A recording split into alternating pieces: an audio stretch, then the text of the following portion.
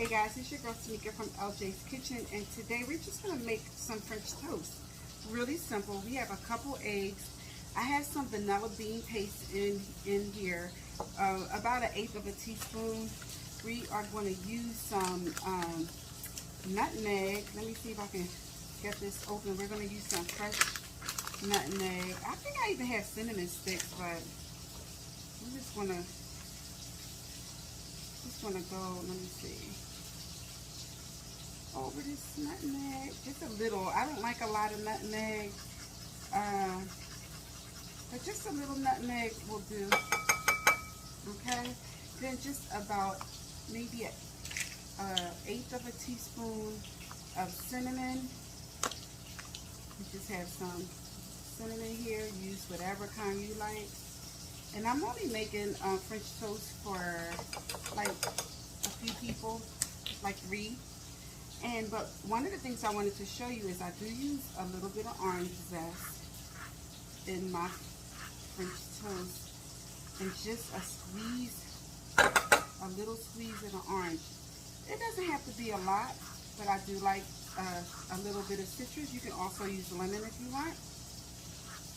I'm going to use a little bit of orange zest and 1/2 of a squeeze of an orange, just like that. Make sure your hands are nice and clean. Alright, so get a wipe with my hand. We're going to use some milk and some heavy cream. So I like to use milk and heavy cream. You can use half and half and heavy cream. But I like to use, sometimes your cream gets a little bit like that, like thick solids. It gets a little solid. Trust me, this is not, it's fine if it gets like that. And then you just mix it up.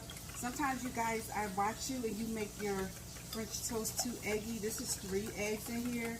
And I'm just going to give it a quick whisk. You can use brioche. You can use challah bread. You can use any kind of bread that you want. But I like to use what I have. And guess what? You can absolutely use, I have an Italian loaf. I'm going to use my Italian loaf. Alright, I'm going to mix this up and I'll show you the next step. Okay, so we just melted some butter onto our griddle, just a little bit more. I don't like my French toast sopping wet. So here's my mixture. Remember, we did heavy creams, 3 eggs, also some milk, because I didn't have half and half. Normally I would use half and half. Okay, so this is our mixture right here. Some cinnamon, some fresh nutmeg, and I like, if I'm using bread like this, like just regular Italian loaf or something like that, I like to keep it out the night before just to let it get a little stale. And then I'm going to do about 6 pieces. You can use this for the next day as well. And I like to just dip it. I don't like it to soak. I know some people make theirs like a bread pudding and they soak it. If it was thicker bread, I would. But I'm talking about, this is how we ate it when we were kids. I lived in, you know, a decent neighborhood, but we still were not very, we weren't rich. We weren't even middle class. So we ate Stroman's bread, and it was like the regular white bread. So this is what we are doing. We are making breakfast for dinner. So I will show you how this cooks up in just a bit. Okay, so we're going to flip a couple of these over. This is how I like mine to look nice and golden brown. I'm going to get these all flipped, and I will show you what they look like when it's time to take them off. One more tip, when you are flipping, be sure to never smash it down. I don't like it smashed down. I want it to still have a little custard feel to it, but I don't want to smash it down and deflate the bread. So now sometimes I give it like one more flip just to check. I don't like it too eggy, and I just want it nicely toasted but still tender, if that makes sense. So of course I have my griddle on 350. You can also do 375. But now this is ready to come off. This looks absolutely gorgeous. So I'm just going to take this. I like to just flip it on a cutting board because I'm going to cut them into squares. I flip it over. Whoops. I don't want to lose it. I flip it over to make sure that it's just the way I want it. And if any are not, and your griddle may be a little uneven, just kind of move them down. But I'm going to show you what it looks like on a platter. Just going to get these off.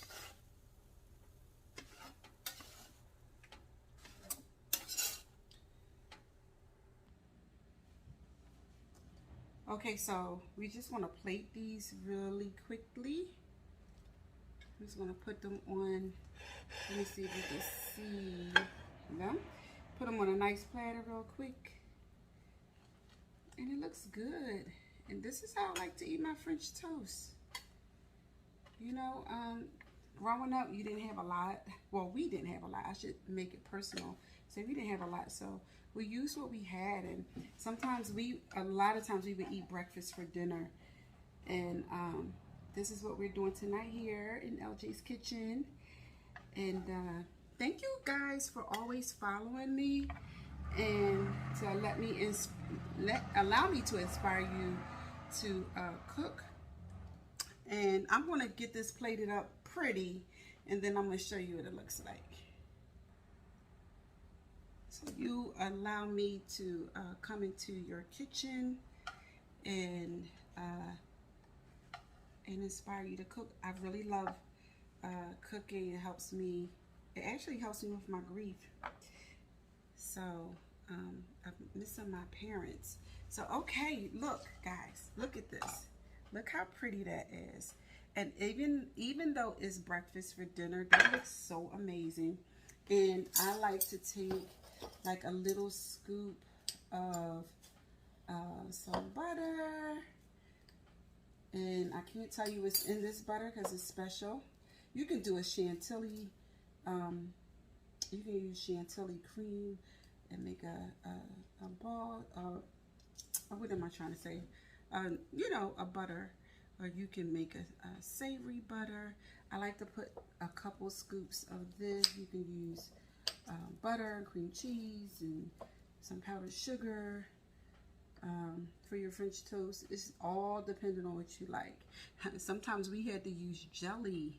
Believe it or not, we had to use jelly because we didn't have syrup. But you know, that's what we did. So let me move this out the way because I want to make sure that you guys get like a really, really good view.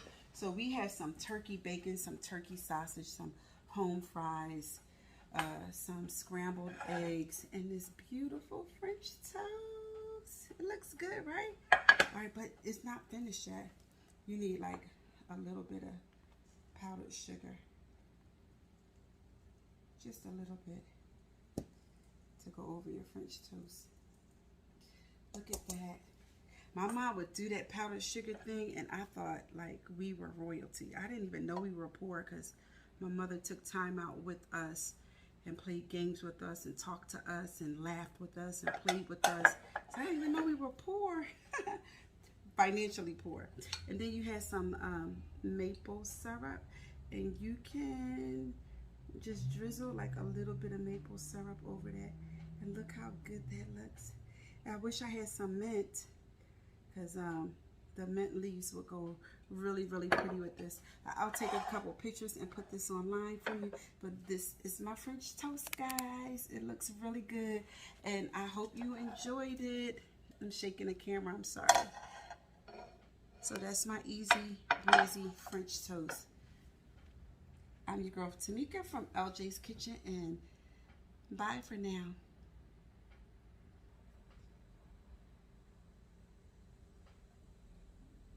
easy breezy French toast is what's for dinner tonight, along with a couple of favorites. Yum. Look guys, we have our French toast, and now we have our scrambled eggs. And this is like for everybody. Just put a little sriracha, or you can use hot sauce. I also like to use a little green onion sometimes. So look at that. Look how pretty that is. Okay, so you have your French toast and your scrambled eggs, and we can just put like a couple pieces of sausage here, and then a few pieces of bacon here. Yeah, and this is just some regular beef bacon. So that is what's for dinner tonight. Let me see, a little bit more green onion just to kind of put over top of that. And look at that. You got a whole meal. Eggs, sausage, French toast, some home fries. So this is what's for dinner tonight. Nice and quick. And I just wanted to show you that it's okay if you got to get dinner on the table really, really quickly. But you can have a great meal, and even if it's a breakfast meal. So I like to just clean my plate up a little bit. But I think this looks divine. Yes, breakfast for dinner in LJ's kitchen. I'm your girl Tamika, and bye for now. I'm really going this time. I gotta clean this kitchen up.